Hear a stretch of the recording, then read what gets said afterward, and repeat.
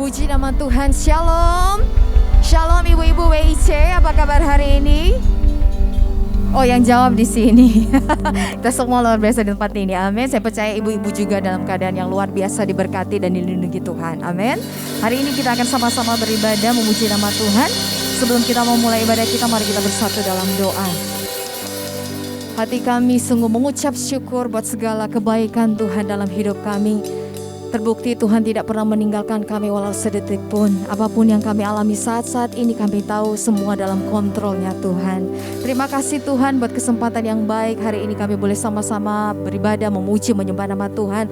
Kami menyatukan hati kami menyatukan roh kami untuk memuji Tuhan, menyenangkan hati Tuhan yang kami cintai. Terpujilah namamu Tuhan Yesus. Kami tahu Engkau hadir bersama-sama dengan kami dan menikmati ibadah ini. Di dalam nama Yesus kami buka ibadah ini. Mari sama-sama katakan amin. Boleh sorakan haleluya.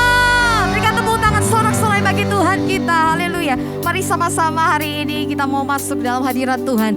Bawa korban pujian kita, lagu-lagu kita untuk Tuhan. Yang bersuka cita sekali lagi boleh berikan tepuk tangan bagi Tuhan kita. Haleluya.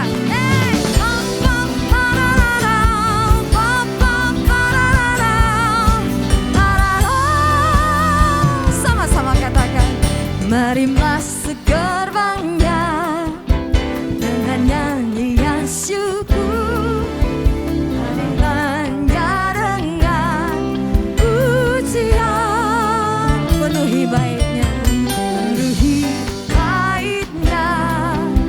dengan nyanyian syukur, hadiran yang bersuka cita. Mari masuk gerbangnya, mari masuk gerbangnya dengan hati bersyukur, dengan hati bersyukur, halamannya pujian, penuhi baitnya dengan nyanyian syukur, hadiran yang bersuka. Mari sama-sama katakan sebab Tuhan yang baik.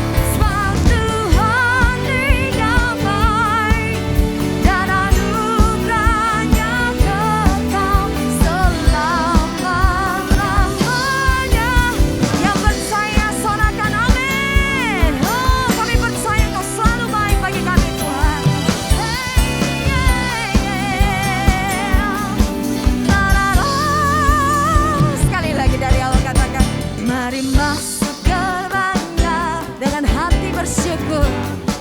Oh, kau mau lihat setiap hati kami Tuhan. Ada ucapan syukur saat ini bagi Tuhan. Kami penuhi baitmu dengan nyanyian syukur, hadiran yang bersuka.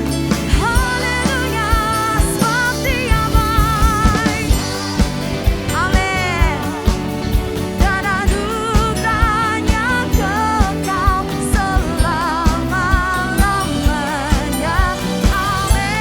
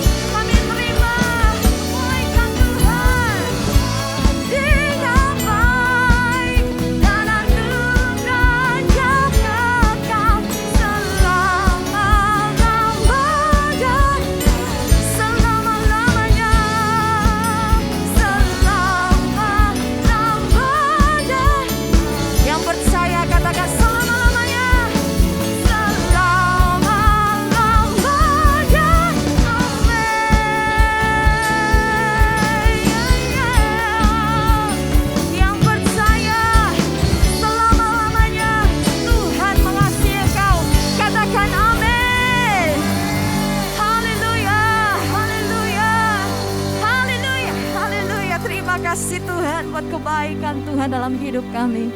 Terpujilah nama-Mu Tuhan Yesus. Mari siapkan hatimu ibu-ibu, kita akan menerima firman Tuhan hari ini. Gitu banyak musim yang sudah berlalu dalam hidup kami. Dan kami terus melihat tangan Tuhan bekerja dalam hidup kami. Terima kasih Tuhan Yesus. Terima kasih Tuhan.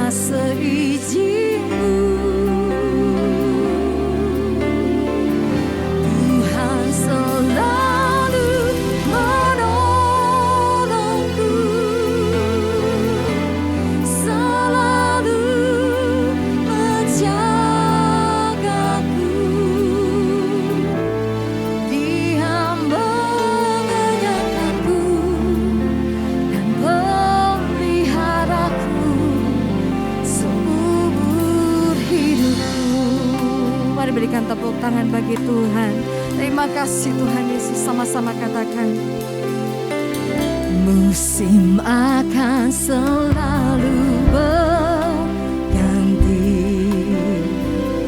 kasih Tuhan tetap abadi,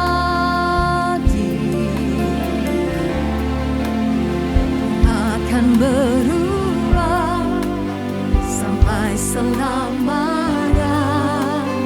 Ku tetap percaya, sebab hati kami percaya, yakin Tuhan memberkati.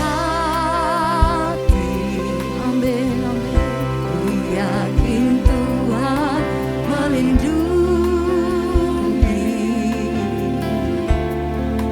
burung di udara Tuhan pelihara, karena kasih-Nya.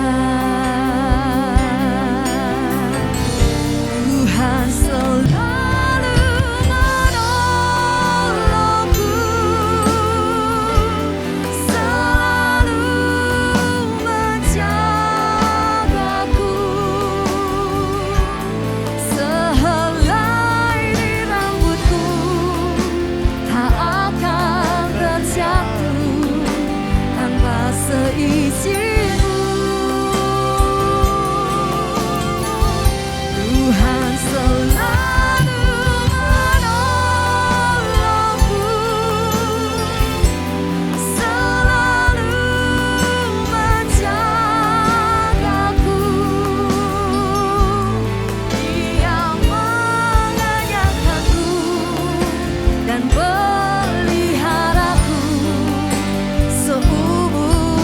jadikan pujian ini sebagai penyataan imanmu kepada Tuhan. Oh, Tuhan selalu menolongku, selalu menjagaku, sehelai di rambutku tak akan terjatuh tanpa seizinku.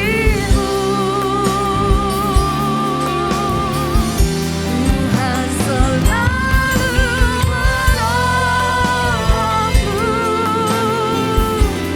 selalu menjagaku. Amin.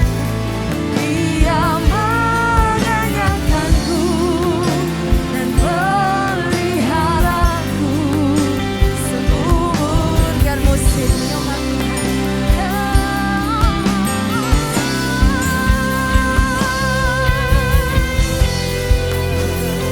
mari ingat-ingat semua kebaikan Tuhan dalam hidupmu. Mari ingat kasih-Nya, ingat kesetiaan Tuhan dalam hidupmu. Oh, sudah terlalu banyak tak dapat kami hitung, tak dapat kami ukur Tuhan. Terlalu besar.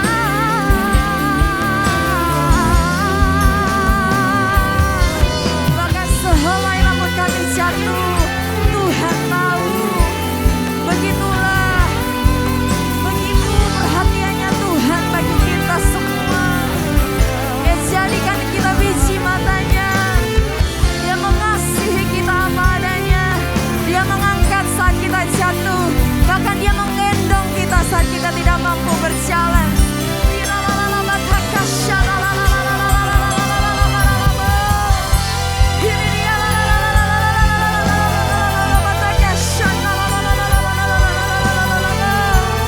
Mungkin hari-hari ini kami belum melihat jawaban dari doa-doa kami, tapi yang kami tahu pasti kami mau tetap setia mengiring Tuhan. Dan kami tahu kami berada dalam jalan yang benar, dalam track yang benar. Dan kami pasti melihat mujizat Tuhan. Kami pasti menerima janji-janji Tuhan digenapi dalam hidup kami. Sebab itu Tuhan, hati kami mau tetap setia mengasihi, melayani Tuhan. Sebab kami tahu Tuhan tidak pernah mengecewakan kami. Dia terus memelihara kami. Oh ya, Tuhan selalu menolongku. Amin. Selalu menjagaku,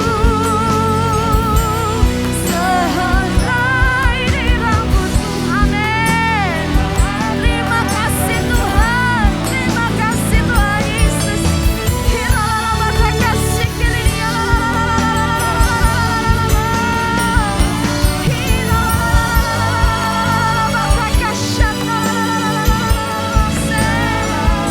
Oh Tuhan, tolong kami. Oh Tuhan, tolong kami. Hosana, Hosana, pertolongan kami di tempat yang maha tinggi. Oh Tuhan selalu menolongku, Tuhan selalu. Amin, amin, amin.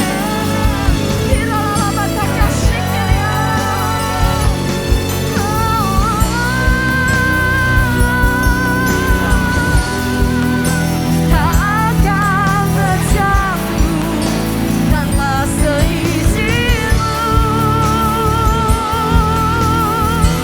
Tuhan selalu menolong. Ya Tuhan selalu menjagaku. Amin. Dia mengenyangkanku dan peliharaku seumur hidupku.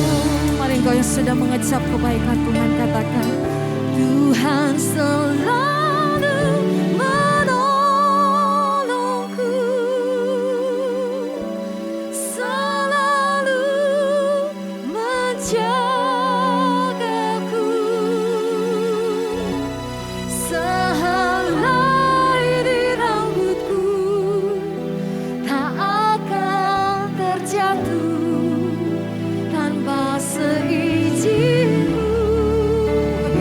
kasih Tuhan bagi kami. Tuhan selalu menolongku, selalu menjagaku,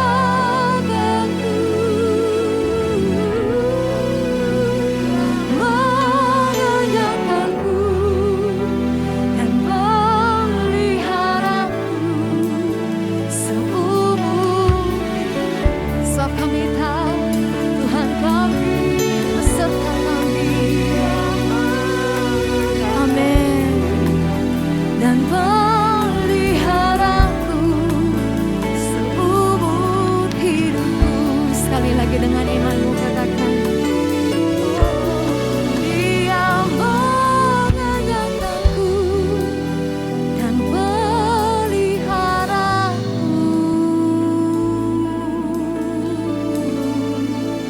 seumur hidupku.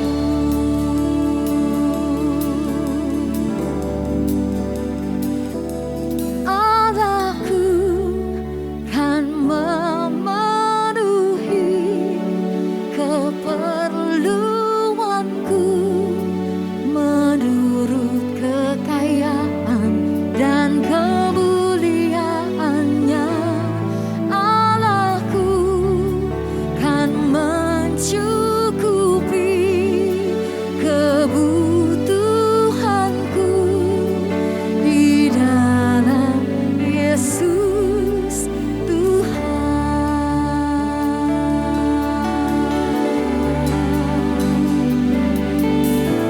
Tiada yang mustahil baginya. Katakan ajaib, ajaib segala perbuatannya.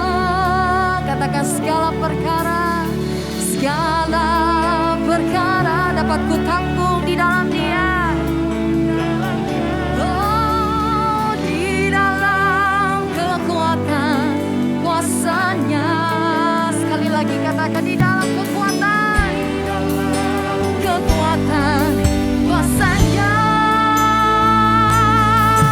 Allahku,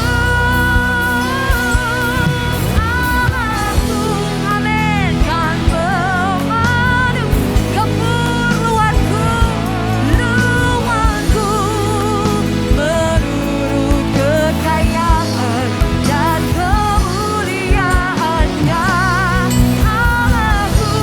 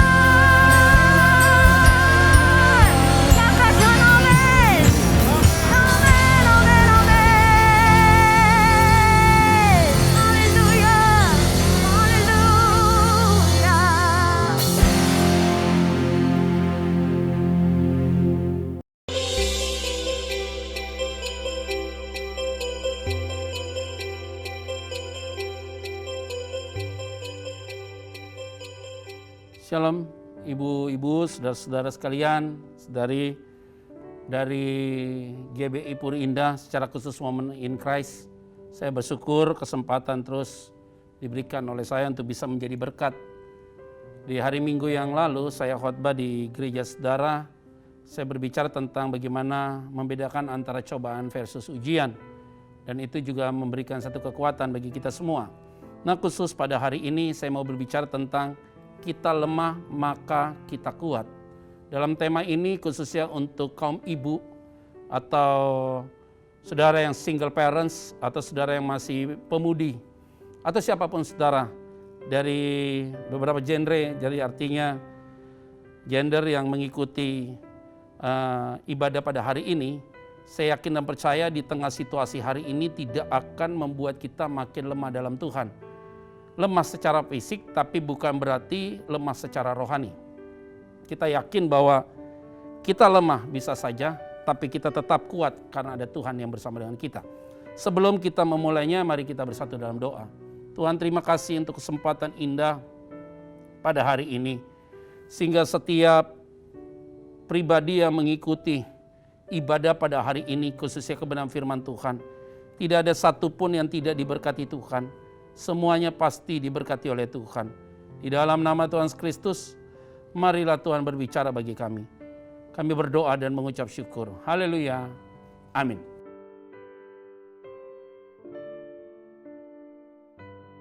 Saudara yang saya kasih di dalam nama Tuhan Kristus, tema kita bicara tentang kita lemah maka kita kuat. Ini ada satu cerita di dalam kebenaran firman Tuhan ya, bahwa bangsa Israel pernah ada di Mesir dan kemudian mereka melihat begitu banyak mukjizat demi mukjizat. Laut terbelah dua, oleh tongkat Musa mereka berjalan di padang gurun 3 hari tidak dapat air. Sehingga mereka lihat ada air di situ, dicicipinya air itu pahit. Tuhan memerintahkan agar ambil sepotong kayu dan lempar ke air itu yang pahit itu menjadi manis. Dan kemudian mereka sudah lihat peristiwa itu tapi mereka tetap bersungut-sungut. Mereka berjalan ke Elim, ada 12 mata air dan ada 70 pohon korma di sana. Dan kemudian mereka terus berjalan lagi sampai di Rafidim, mereka mengeluh lagi di situ. Nah, konteks yang saya akan sampaikan bagi kita semua adalah konteks di dalam Keluaran 17 ayat 1 sampai dengan 7, yaitu bagaimana bangsa Israel tetap mengeluh. Nah, mungkin hari-hari ini kita juga sedang mengalami satu peristiwa yang cukup lelah dan capek. Menurut data riset bahwa tingkat stres kepada anak remaja meningkat 65 sampai dengan 75%. Karena mereka adalah jiwa yang bersosial, jiwa yang masih mau bermain. Akhirnya mereka terisolasi dengan keadaan mau tidak mau. Mereka sudah happy tadinya mau ada sekolah untuk tatap muka, tapi akhirnya mereka terkungkung lagi dalam situasi seperti ini. Dan ini tidak mudah sekali saudara. Mungkin banyak orang yang sedang mengalami depresi, stres dalam keadaan seperti ini. Karena lewati fase-fase yang kita ada PPM mikro dan segala macam, kita tidak tahu kapan ini akan berakhir. Nah, saudara-saudara yang saya kasih di dalam nama Tuhan Kristus, bagian firman Tuhan ini akan memberikan kekuatan bagi kita. Saya akan bacakan bagi kita, nanti saudara saya akan tampilkan tuh di PowerPoint dan nanti bisa lihat di screen saudara. Keluaran pasal 17 ayat 1 sampai dengan yang ke-7. Kemudian berangkatlah segenap jemaah Israel dari padang gurun Sin. Berjalanlah dari tempat persinggahan ke tempat persinggahan, sesuai dengan titah Tuhan. Lalu berkemahlah mereka di Rafidim, tetapi di sana tidak ada air untuk diminum bangsa itu. Jadi mulailah mereka itu bertengkar dengan Musa. Kata mereka, berikanlah air kepada kami supaya kami dapat minum. Tetapi Musa berkata kepada mereka, mengapakah kamu bertengkar dengan aku? Mengapakah kamu mencobai Tuhan? Hauslah bangsa itu akan air di sana. Bersungut-sungutlah bangsa itu kepada Musa dan berkata, mengapa pula engkau memimpin kami keluar dari Mesir untuk membunuh kami, anak-anak kami dan ternak kami dengan kehausan? Ayat 4, 5, 6, dan 7. Lalu berseru-serulah Musa kepada Tuhan, katanya, apakah yang akan kulakukan kepada bangsa ini? Sebentar lagi mereka akan melempari aku dengan batu. Berfirmanlah Tuhan kepada Musa, berjalanlah di depan bangsa itu dan bawalah beserta engkau beberapa orang dari antara para tua-tua Israel. Bawalah juga di tanganmu tongkatmu yang kau pakai memukul sungai Nil dan pergilah. Ayat 6, maka aku akan berdiri di sana di depanmu di atas gunung batu di Horeb. Haruslah kau pukul gunung batu itu dan dari dalamnya akan keluar air sehingga bangsa itu dapat minum. Demikianlah diperbuat Musa di depan mata tua-tua Israel. Ayat yang ketujuh, dinamailah tempat itu Massa dan Meriba, oleh karena orang Israel telah bertengkar dan oleh karena mereka telah mencobai Tuhan dengan mengatakan, adakah Tuhan di tengah-tengah kita atau tidak? Dan saudara, ini adalah keluhan yang kesekian kali. Tidak mudah saudara, mereka berjalan di padang gurun selama 40 tahun. Mereka punya harapan bahwa mereka akan keluar dari padang gurun itu. Kita juga begitu saudara. Dan kalau kita lihat hari ini udah hampir 1,5 tahun pandemi ini, dan kemudian kita lihat situasi seperti ini, mulai lagi gejolak. Pemerintah di luar dari ekspektasi mereka. Lonjakan COVID-19 ini begitu masif sekali, begitu cepat sekali. Mereka kaget pemerintah ini. Dan itu diakui oleh salah satu menteri Menko. Dan ini yang terjadi. Nah, kita mulai membatasi diri kita. Mungkin ibu-ibu juga makin khawatir terhadap anak-anak dan segala macam. Kita memprotek dalam segala hal. Nah, ada beberapa hal penting saudara yang harus kita lihat dalam konteks ini. Supaya kita tahu waktu kita lemah, kita tetap kuat. Setidaknya saya melihat ada 3 hal saudara, nanti saya akan cuplikan di dalam PowerPoint ini. Ada 3 hal masalah yang bisa membuat kita itu menjadi lemah. Yang pertama adalah pribadi. Kalau pribadi kita belum beres, kita belum mengalami Tuhan, kita belum merasakan keselamatan, kita tidak yakin bahwa kita diselamatkan atau tidak. Ini biasanya muncul rasa kekhawatiran, rasa takut yang berlebihan sekali di tengah-tengah situasi begini. Sehingga orang berupaya dengan semaksimal mungkin untuk terus mengkonsumsi vitamin dengan kapasitas yang besar. Vitamin C-nya 1.000, D-nya 10.000, minum vitamin B lagi, minum ini. Tapi percuma kalau hati kita tidak happy, tidak gembira, pikiran kita tidak positif. Percuma juga, vitamin itu tidak akan punya faedah sama sekali. Kendati engkau sudah divaksin pertama dan yang kedua, dan segala macam. Intinya hati dulu harus happy, pikiran juga harus positif. Sehingga jangan sampai terlalu banyak konsumsi vitamin, akhirnya kita jadi autoimun.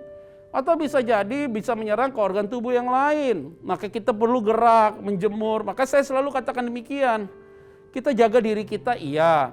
Tapi jaga diri yang paling penting adalah fundamental dalam diri kita. Kalau hati kita sudah beres, ada hal-hal yang harus dibereskan, kita dibereskan. Tidak ada lagi kepahitan, sakit hati. Kita sudah mengalami kebaikan Tuhan dan segala macam. Santai-santai saja seharusnya. Tapi ini yang sering sekali menjadi menghambat kita. Saking takutnya akhirnya kita menjadi masalah dalam diri kita. Jadi ingat, yang membuat kita jadi lemah sebenarnya diri kita sendiri. Makanya cek dulu diri kita paling benar. Kalau diri kita sudah beres, semuanya bagi beres. Kalau salah cepat minta ampun, kalau benar ya tetap kuat aja dalam Tuhan. Nah, pemulihan ini adalah sifatnya pribadi. Jadi kita tahu faktornya nih, yang bisa menghambat kita atau bisa membuat kita jadi lemah. Yang kedua adalah media. Nah, ini bahaya nih media. Ibu-ibu oke, tangan kita terlalu lincah untuk memegang iPhone kita. Saya udah punya aturan main, kalau kita lagi makan handphone dipinggirkan dulu. Perlu juga kali ya, kalau restoran nanti kembali lagi kita bisa dine in, makan di restoran. Perlu juga ada restoran yang punya ide, kalau kita mau makan itu ada tempat handphone disimpan di situ, supaya kita fokus untuk makan dan ada family time. Atau kita bisa saling ngobrol dengan berkualitas. Nah, sering sekali kita hilang dengan hal itu. Karena kenapa? Media nih saudara, mau tahu informasi. Informasi media, ingat ya, media bisa jadi positif, bisa jadi negatif, bisa jadi berkat, bisa jadi racun. Makanya jangan mengkonsumsi berita-berita tentang COVID ini yang terlalu berlebihan. Pagi baca, siang baca, malam, sore baca, malam baca, semua berita tentang COVID. Akhirnya kita jadi paranoid sendiri. Nah, di broadcast lagi hal-hal yang tidak penting, yang mengerikan, menakutkan. Untuk apa sih berita itu?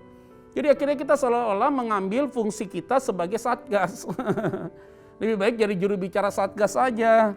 Karena masalahnya kita selalu dalam posisi itu. Nah, hati-hati, informasi-informasi tentang media sosial itu bisa merusak pikiran kita. Kalau kita terus mendapat informasi yang negatif terus, pasti mimpinya juga mimpi tentang COVID, saudara. Waktu tidur. Nah, ini kita buang, kita mulai ayak, kita mulai singkirkan. Mulai sterilkan, mulai filter mana yang penting, mana yang nggak penting. Yang nggak penting kita buang aja. Yang penting-penting aja yang kita baca, yang positif aja yang kita baca. Hati-hati, media bisa jadi racun. Nah ini saudara, ibu bapak, ibu-ibu semua, supaya kita tahu dulu tentang hal ini. Yang ketiga adalah yang bisa membuat kita menjadi lemah, yaitu apa? Situasi kondisi yang terjadi hari-hari ini. Ingat ya, kalau merujuk atau mereferensi, melihat peristiwa ini pernah terjadi nggak di masa lampau? Pernah, berapa dekade di belakang kita.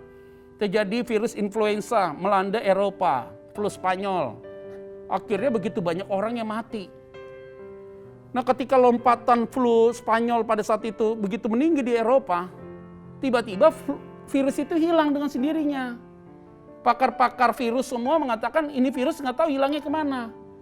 Itu barang datangnya nggak pernah diundang, keluarnya juga hilang begitu saja. Nah jangan-jangan virus ini akan seperti itu. Datang nggak pernah kita tahu, keluar juga dia hilang begitu saja. Kayak dia hilang nguap di dalam bumi ini. Kenapa? Ini masalah sebab akibat. Karena semua sistem sudah rusak, ekosistem alam ini sudah rusak saudara.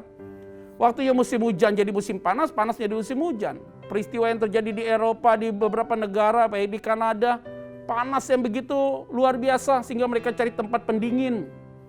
Karena banyak orang yang tersiksa dengan situasi ekstrim hari-hari ini. Waktu itu juga ada salju terlalu tebal juga snowingnya pada saat itu. Jadi semua sudah menjadi satu perubahan yang sangat bahaya sekali. Ekosistemnya sudah mulai berubah saudara. Otomatis kalau ekosistem bermasalah, virus muncul di mana-mana. Itu wajar. Itu hukum sebab akibat. Nah itu yang terjadi dengan situasi dan kondisi hari-hari ini. Dan saya punya keyakinan teguh bahwa situasi kondisi ini tidak boleh sampai mengontrol kita. Ada ini peristiwa, ada. Tapi kita juga harus tertib. Nah ibu, bapak, saudara sekalian yang mengikuti ibadah ini, khususnya Women in Christ, saya mau sampaikan bagi kita semua. 3 hal ini perlu diperhatikan yang bisa membuat kita jadi lemah. Lingkungan, media sosial, dan pribadi. Nah kalau 3 hal ini saudara sudah kenali dan tahu titik lemahnya di mana, kita bisa dapat menyelesaikannya hal itu dengan baik. Nah baru kita lihat poin berikutnya. Kenapa kita susah untuk dapat bangkit? Nah yang pertama adalah kita punya ketakutan tanpa alasan. Itu yang terjadi oleh bangsa Israel.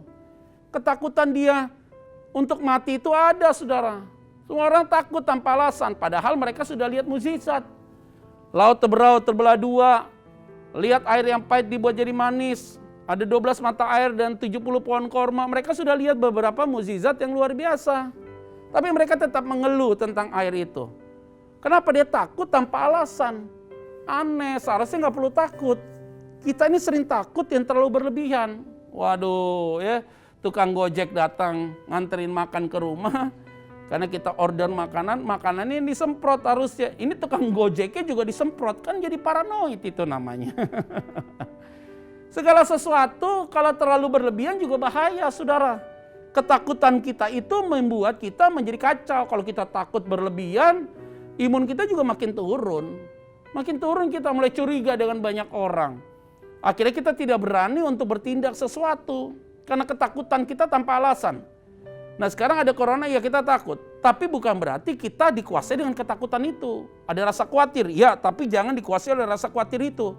Apalagi saudara yang terinfeksi hari ini, coronavirus. Engkau dapat informasi yang tidak baik. Terintimidasi loh. Nanti saya akan begini, penciuman akan hilang, akan batuk, sesak napas. Nanti akurasinya turun, masuk ruangan ICU, nanti pakai ventilator. Ditidurkan pakai ventilator, nanti kemudian meninggal. Waduh bahaya. Pikiran-pikiran itu yang merusak kita. Padahal itu yang sering sekali mengintimidasi kita. Cara iblis sampai di situ. Nah kita semua yang mengikuti ibadah ini, lewat online ini, jangan sampai ketakutan itu membuat kita jadi rusak dalam diri kita. Yang kedua, curiga yang terlalu berlebihan. Nah kalau kita ada curiga terlalu berlebihan, rusak kita. Apa tuh contohnya? Dia curiga sama Musa. Dia bilang, Musa, kamu mau buat kami dan keluarga kami dan ternak kami hauskan semua nih, kehausan, mati karena kehausan. Curiga dia sama Musa. Makanya Musa bilang sama Tuhan, tadi di ayat yang tadi, Tuhan, ini bisa-bisa saya dilempar batu loh sama mereka loh. Nah Musa juga lapor sama Tuhan tentang hal itu. Tuhan kasih jawaban, udah tenang aja Musa. Ambil tongkatmu yang kamu pakai untuk pukul sungai Nil itu. Pukul batu itu supaya dia keluar air. Sampai Tuhan kasih perintah hal itu. Nah, orang kalau udah curiga terus sama pemimpinnya udah rusak. Hari ini semua curiga sama Jokowi. Jokowi dibilang bisnis inilah gara-gara masa pandemi ini. Kasihan sekali tuh pemimpin. Dikata-katain. Orang yang ngatain belum tentu bekerja untuk COVID ini. Makanya semua kita yang mengikuti ibadah ini, Women in Christ ini, jangan sampai kita juga curiga yang berlebihan kepada leader kita, kepada pemimpin kita, pemimpin rohani kita. Bahaya kalau udah curiga. Dikit-dikit curiga. Waduh, dia ganti tas nih, pasti uang gereja tuh. Oh, jadi bahaya. Waduh, dia ganti mobil nih, pasti suaminya korupsi. Waduh, bahaya. Semua udah curigain. Suami kita pergi dikit, nggak lapor kita, kita curiga. Istri kita pergi dikit, nggak lapor kita, kita curiga. Semua curiga. Kalau semua curiga terus, lama-lama kita akhirnya apa? Terbelenggu dengan rasa curiga itu. Nah, itu yang membuat kita jadi bahaya sekali. Jangan terlalu banyak curiga terhadap orang. Hati-hati, kita sedang menyusahkan diri kita. Kalau kita curiga terus sama orang lain, jadi rusak diri kita. Yang ketiga adalah tujuannya hidup jadi tidak jelas. Apa tujuan hidup jadi tidak jelas? Ya jelaslah. Takut tanpa alasan, curiga yang berlebihan, tujuan hidup pasti nggak jelas. Udah makin nggak tahu nih. Pandemi ini terjadi repot nih Pak Pendeta. Saya pikir kemarin ekonomi sudah mulai pulih Pak Pendeta. Tiba-tiba terjadi lompatan. Itu kan juga diprediksi oleh pemerintah juga nggak sampai seperti hari ini, saudara. Tiba-tiba lompatan begitu tinggi, kaget juga pemerintah.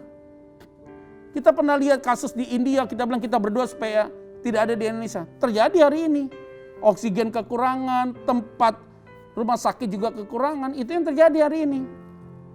Akhirnya orang mau usaha, udah sewa ruko, udah didandanin rukonya, udah direnovasi untuk buat usaha bakmi. Tiba-tiba tutup nih, sekarang masa pandemi lagi nih begini nih.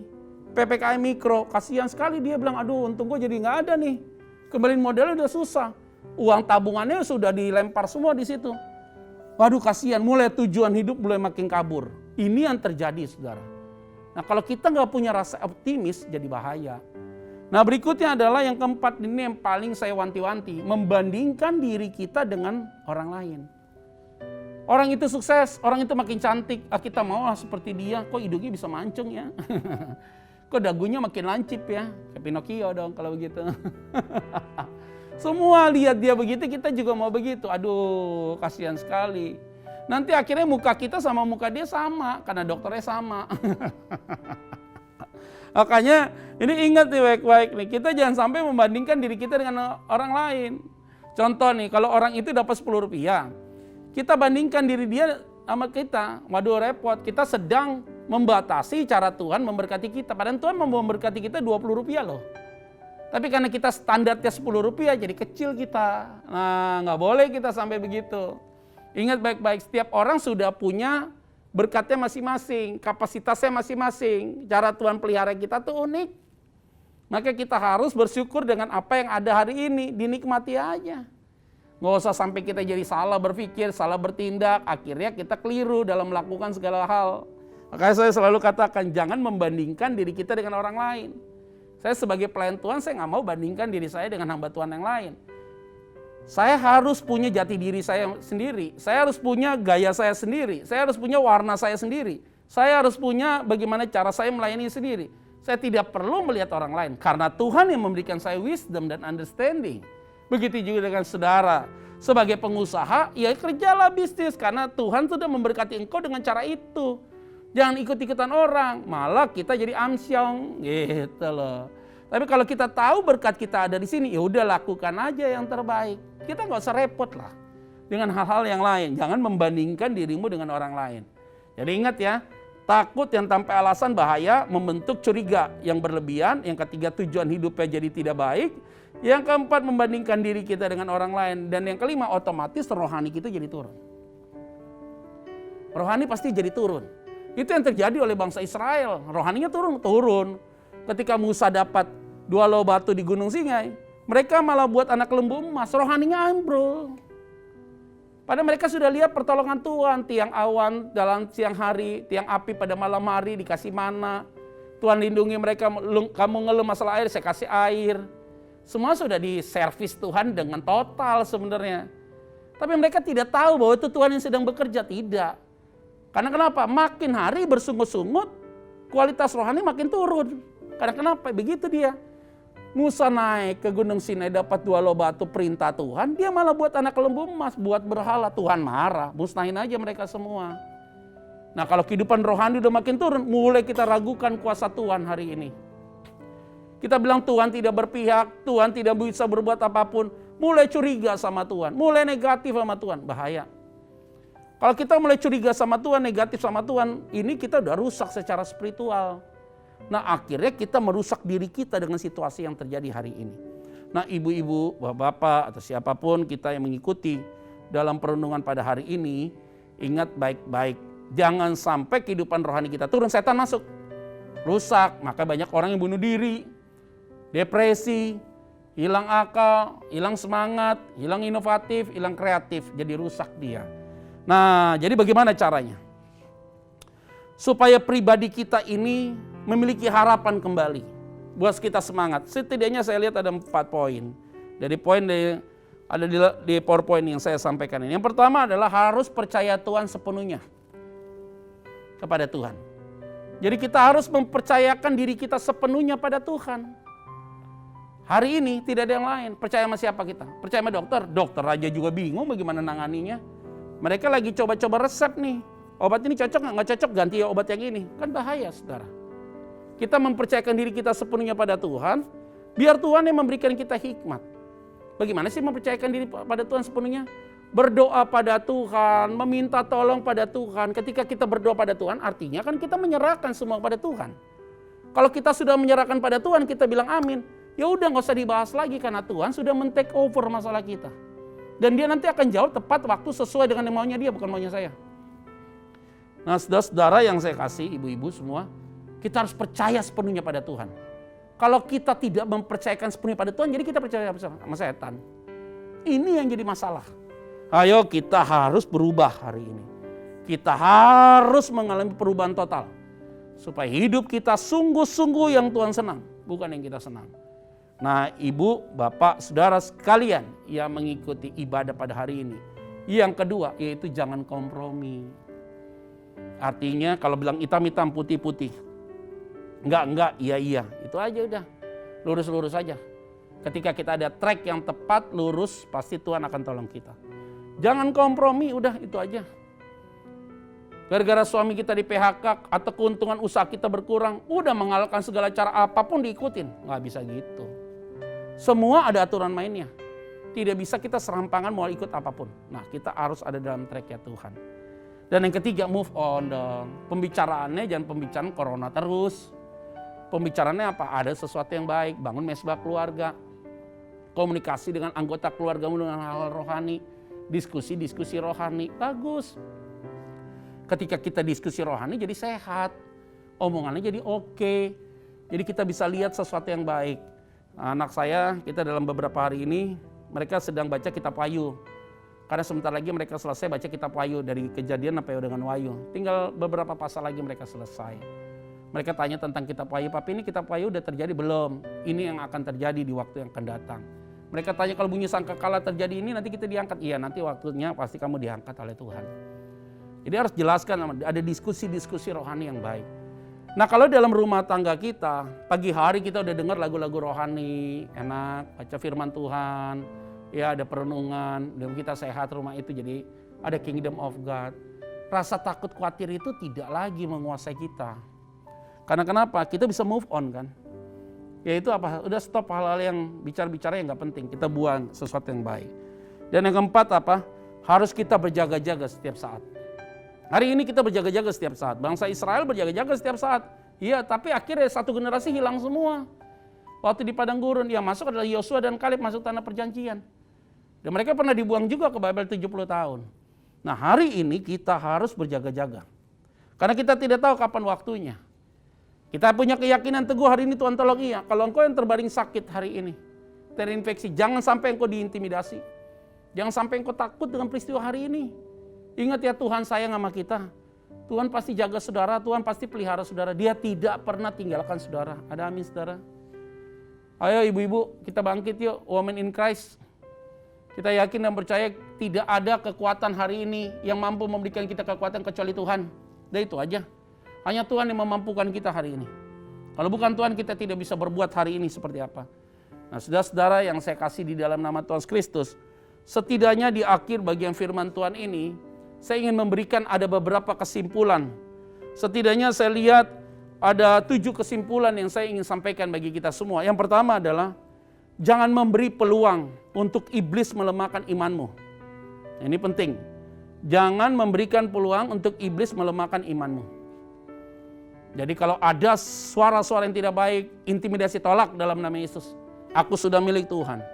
Aku sudah dipulihkan oleh Tuhan. Kamu lihat kokomu sakit, meninggal. Karena COVID, kamu kena COVID, kamu pikir aku akan seperti kokoku. Tolak dalam nama Yesus. Atau cicimu, ademu, dan siapapun dari tetanggamu, teman baikmu. Tolak dalam nama Yesus. Tuhan tolong saudara. Jangan memberikan peluang untuk iblis melemahkan imanmu. Yang kedua, jangan memberikan peluang untuk siapapun merusak pola pikirmu. Kalau ada temanmu yang selalu berbuat kesalahan tidak baik, buang aja udahlah. Nggak usah komunikasi sama dia. Setiap dia ngomong itu, delete aja langsung. Karena dia selalu mengkonsumsi, selalu mentransfer hal-hal yang tidak baik, buang-buang aja, kira gitu. Makanya jangan sampai kita bergaul sama orang yang merusak pola pikir kita. Kita harus buang itu, jauhkan. Toksik nih, kita harus buang toksik. Racun-racun di dalam kehidupan pergaulan kita harus buang. Yang ketiga, jangan memberikan peluang situasi dan kondisi mengontrol hidupmu. Nah, situasi kondisi ini tidak boleh mengontrol kita. Bukan berarti kita tidak boleh keluar untuk belanja keperluan pribadi kita, keperluan keluarga kita. Boleh, tapi ikuti peraturan pemerintah. Masker 2 lapis, kemana-mana harus cuci tangan, jaga jarak, itu harus diikutin. Hanya hal-hal itu aja. Jadi supaya kondisi itu menjadi kondusif. Kita tidak boleh dikontrol, tapi kita yang mengontrol kondisi itu. Yang berikutnya, yang keempat adalah jangan membandingkan dirimu dengan orang lain karena Anda ada, karena Tuhan mengetahui siapa Anda sesungguhnya. Tadi saya sudah jelaskan. Karena Anda ada, karena Tuhan tahu siapa Anda sesungguhnya. Jangan membandingkan diri kita orang lain. Kita bersyukur aja dengan kondisi kita hari ini seperti apa. Ini yang menjadi poin bagi kita. Yang berikutnya, berbuatlah selagi ada kesempatan, karena kesempatan tidak datang 2 kali. Selagi ada kesempatan hari ini, ambil. Karena kesempatan tidak datang untuk kedua kali. Nah, ibu-ibu, saudara woman in Christ, saya mau sampaikan, kalau apa pun yang bisa kita buat hari ini kita buat, yang penting halal dan legal. Supaya Tuhan dipermuliakan. Dan keenam, bersyukurlah selalu, maka bersungut-sungut tidak ada dalam kamusmu. Artinya kalau engkau bersungut-sungut, susah untuk bersyukur. Tapi kalau kita bersyukur, maka bersungut-sungut tidak mungkin ada kamus dalam diri kita. Hari ini kita patut bersyukur dalam Tuhan. Karena ingat baik-baik, punya uang sekarang nggak bisa juga kemana-mana. Minimum ke Bali, Bali juga sekarang PPKM mikro. Jadi kita apa? Bersyukur aja dengan apa yang ada. Kita tidak boleh banyak mengeluh. Menikmatilah kebaikan-kebaikan Tuhan. Dan Tuhan pasti akan tolong kita. Tuhan akan jaga kita. Tuhan akan lindungi kita. Dan yang terakhir adalah, kita lemah, maka kuasa Tuhan yang akan menguatkan kita. Hari ini, tidak ada satu pribadi pun yang dapat menguatkan kita kecuali Tuhan. Ketika Tuhan menguatkan kita, walaupun kita lemah secara fisik, tapi kita kuat secara rohani. Maka saudara, ibu, semua yang mengikuti ibadah Women in Christ ini, yuk kita bangkit, kita tetap kuat, engkau pasti dipulihkan, engkau pasti disembuhkan, engkau akan diberikan hikmat oleh Tuhan dalam segala hal. Biarlah damai sejahtera Allah selalu menyertai kita. Dan kebenaran firman Tuhan pada hari ini akan meneguhkan kita bahwa kita adalah orang-orang yang dicintai oleh Tuhan. Ingat ya, hati yang gembira adalah obat yang manjur. Semangat yang patah akan mengeringkan tulang. Artinya, kalau hatimu gak gembira, engkau tidak mungkin sembuh. Kalau engkau tidak punya semangat, tulangmu akan makin rusak. Tapi kalau hatimu gembira, pasti engkau sembuh. Kalau semangatmu ada, tulangmu tetap kuat. Dan hari ini Tuhan akan memberikan pemulihan bagi saudara sekalian. Saya mau berdoa bagi kita semua. Kalau engkau yang mengikuti ibadah pada hari ini, ingat baik-baik, Tuhan akan pulihkan saudara. Mari kita bersatu dalam doa.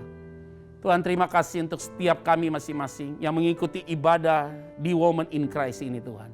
Dan siapapun mereka yang ikut juga dalam ibadah hari ini. Tuhan yang telah menguatkan kami, memulihkan kami, menyembuhkan kami. Dan Tuhan yang akan memberikan kami berdiri tegak dalam kondisi apapun. Karena itu hamba berdoa, diberkatilah mereka, dijagalah mereka, dilindungilah mereka. Tidak ada satu pun yang mengikuti ibadah ini yang tidak diberkati Tuhan. yang tidak dilawat oleh Tuhan. Biarlah damai sejahtera Allah menyertai mereka. Di dalam nama Tuhan Kristus kami berdoa dan mengucap syukur. Haleluya. Amin. Ibu bapak saudara sekalian, woman in Christ, saya mau katakan sekali lagi, berpikir positif, hatimu tetap gembira. Tuhan Yesus memberkati kita semua. Shalom. Puji nama Tuhan, saya percaya kita semuanya diberkati hari ini lewat firman Tuhan, amin. Terima kasih untuk hambanya yang sudah menyampaikan firman Tuhan. Tuhan Yesus memberkati. Baik, tiba saatnya kita akan berikan persembahan kita.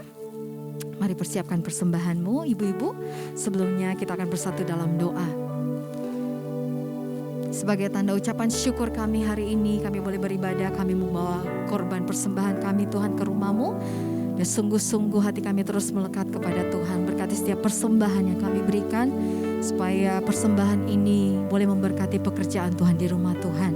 Bagi setiap tangan-tangan yang mengelolanya, Tuhan juga berikan roh takut akan Tuhan, hikmat kebijaksanaan, supaya sungguh-sungguh mereka boleh mempertanggungjawabkan seluruh persembahan yang kami berikan ini hanya untuk kemuliaan nama Tuhan saja. Di dalam nama Yesus kami bawa persembahan ini dengan penuh sukacita. Haleluya, haleluya. Amin. Kepada Pastor Petra Fragidae, saya mengucapkan terima kasih buat pelayanan Bapak. Tuhan memberkati buat Bapak dalam pelayanan-pelayanan, di dalam keluarga, dan dalam apapun yang Bapak lakukan. Ayo, mari kita akan mengakhiri ibadah kita yang luar biasa ini. Kita bangkit berdiri, kita buka hati yuk, kita mengangkat kedua tangan kita, dan kita siap menerima berkat dari Tuhan. Dalam nama Bapa dan Anak dan Roh Kudus, umat pilihan Tuhan, kekasih-kekasih Tuhan, pulanglah dan bawalah damai sejahtera-Nya yang berlimpah-limpah. Cinta kasih dan anugerah Tuhan yang tidak pernah berkesudahan tinggal tetap di dalam hidupmu. Yakin dan percayalah, perlindungannya sempurna ada atasmu. Apa saja yang kau kerjakan, Tuhan buat jadi baik dan berhasil. Kemana engkau melangkah, Tuhan menyertai engkau dengan kebaikan dan keberuntungannya. Agar lewat itu nama Tuhan Yesus Kristus yang dipermuliakan dan hidupmu jadi berkat buat banyak orang yang memerlukan. Mulai hari ini sampai selamanya. Yang percaya sama-sama yuk kita berkata amin. Puji Tuhan, Tuhan memberkati kita semua.